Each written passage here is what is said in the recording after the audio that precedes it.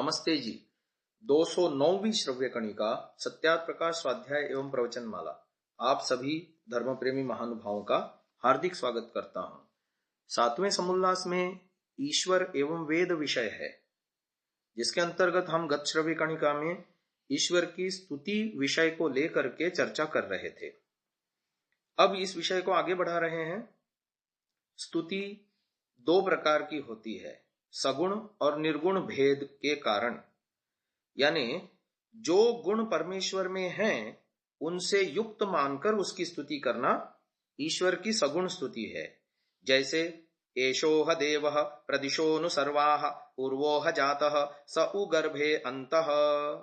निश्चय ही वह परमात्मा सब दिशाओं में व्याप्त और प्रसिद्ध है, वही हिरण्यगर्भ है। सदाधार पृथ्वीं द्यामुते माम, उसी ने पृथ्वी, अंतरिक्ष और दिवलोक आदि को धारण किया हुआ है। धामानि वेद भुवनानि विश्वा, वह सब लोक लोकांतरों को जानने वाला है। इसी प्रकार एष सर्वेश्वर, एष सर्वज्ञ, एषो अंतर्याम्येष योनिः सर्वस्य प्रभवाप्ययौ हि भूतानाम, यह मांडुक्य उपनिषद का वचन है। वह परमात्मा सर्वेश्वर, सर्वज्ञ और सर्वांतर्यामी है। वह सबका ठिकाना और सब भूतों की उत्पत्ति एवं लय का आधार है। जो गुण ईश्वर में नहीं है, उनसे पृथक मानकर उसकी स्तुति करना निर्गुण स्तुति है। जैसे तदक्षरम अकायम अव्रणम अस्नाविरम स्थूलम ह्रस्वम लोहित मगंध रस अरस अश्रोत्रम मुखमच्छायमनाकाशम, अर्थात वह ब्रह्म अविनाशी, अकाय, अव्रण, अस्नाविर, अस्थूल, न ह्रस्व, न दीर्घ, न रंग वाला, गंध रस चक्षु श्रोत्र मुख से रहित, छाया के बिना और आकाश से भिन्न है। ये तो सगुण स्तुति हो गई। अब निर्गुण स्तुति के विषय में भी आगे और बातें आ रही हैं।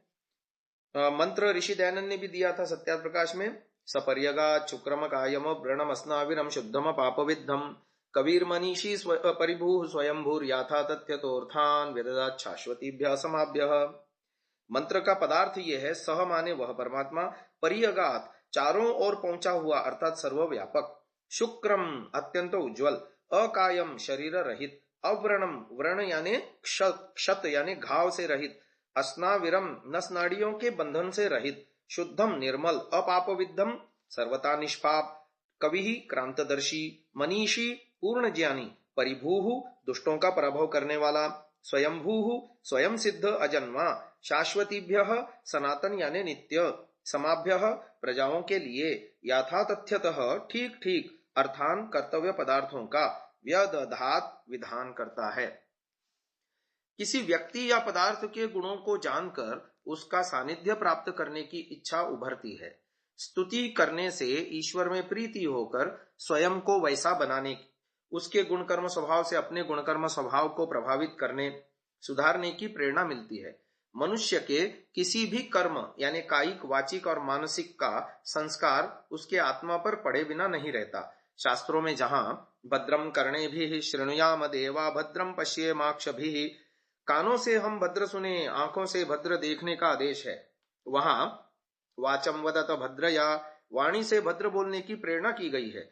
अर्थ की भावना करते हुए बार बार परमेश्वर को दयालु, न्यायकारी, निष्पाप कहते रहने से मनुष्य को स्वयं भी वैसा बनने की प्रेरणा मिलती है। रसरी आवत जात ते सिल पर पड़त निशान।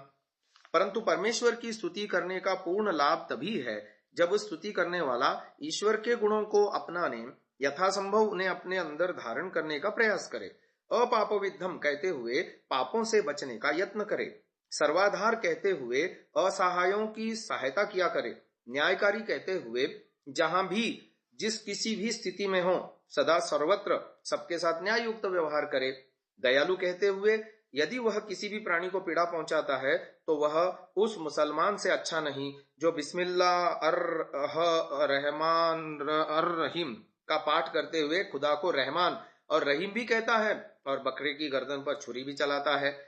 चरित्र में सुधार लाए बिना भांड के समान परमात्मा का गुण कीर्तन करना टेप रिकॉर्डर की ध्वनि मात्र है।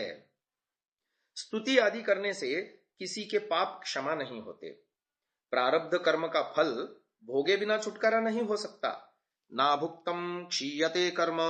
अपने इस नियम को परमेश्वर स्तुति करने वाले अपने भक्त के लिए शिथिल नहीं कर सकता।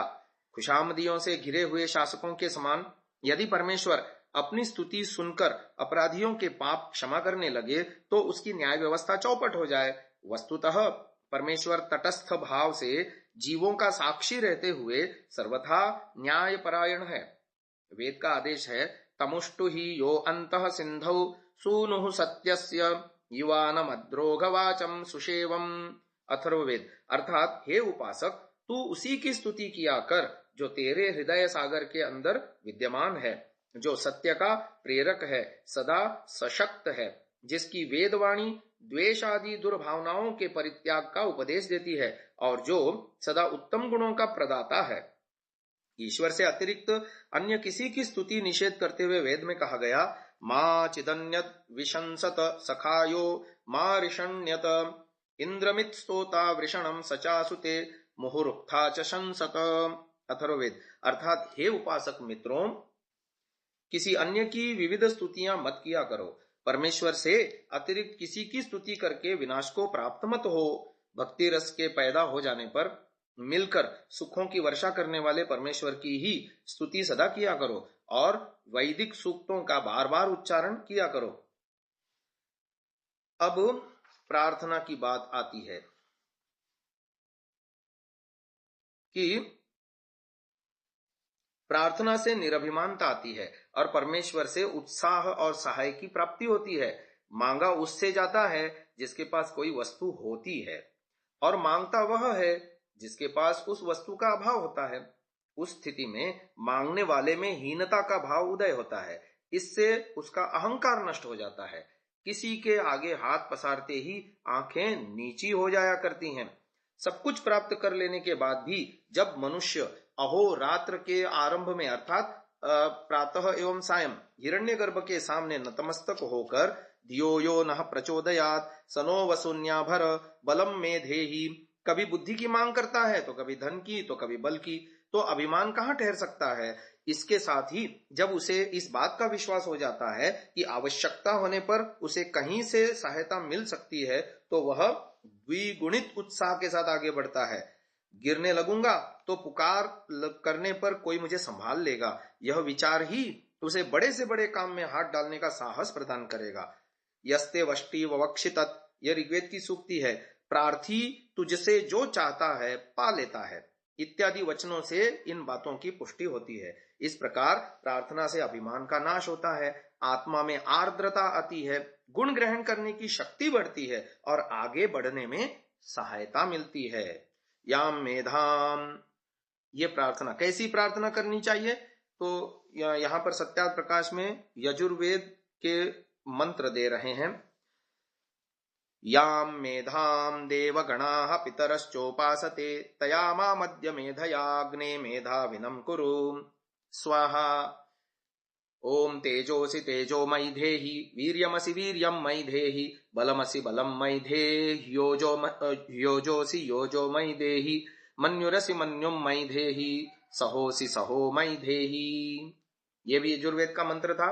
अब आगे और मंत्र दिए जा रहे हैं जो कि महर्षि दयानंद जी ने इनका पृथक से दिनचर्या में शयन काल से पूर्व बोले जाने वाले मंत्रों का रूप में विधान किया है। तो वो भी 6 मंत्र हम आपके सामने पढ़ रहे हैं। ओम यज्जाग्रतो दूरमुदैति दैवं तदुसुप्तस्य तथैवैति दूरंगमं ज्योतिषां ज्योतिरेकं तन्मे मनः शिव संकल्पमस्तु येन कर्माण्यपसो मनीषिणो यज्ञे कृण्वन्ति विदथेषु धीराः यदपूर्वं यक्षमन्तः प्रजानां तन्मे मनः शिव संकल्पमस्तु यत्प्रज्ञानमुतचेतो धृतिश्च यज्ज्योतिरन्तरमृतं प्रजासु यस्मान्नरिते किंचन कर्म क्रियते तन्मे मनः शिव संकल्पमस्तु येनेदं भूतं भुवनं भविष्यत् परिगृहीतममृतेन सर्वं येन यज्ञस्तायते सप्तहोता तन्मे मनः शिव संकल्पमस्तु यस्मिन् ऋचः सामयजोंषि यस्मिन् प्रतिष्ठिता रथनाभा विवाराः यस्मिंश्चित्तं सर्वमोतं प्रजानां तन्मे मनः शिवसङ्कल्पमस्तु। सुषारथिरश्वानिव यन्मनुष्यान् नेनीयते भीषुभिर्वाजिन इव हृत्प्रतिष्ठं यदजिरं यविष्ठं तन्मे मनः शिवसङ्कल्पमस्तु। तो इस तरह से प्रार्थना के मंत्रों का उल्लेख आया है। समय के अभाव में आज की चर्चा को यहीं विराम रखते हैं। इसकी व्याख्या हम कल के श्रव्य कर्णिका में करेंगे। ओम।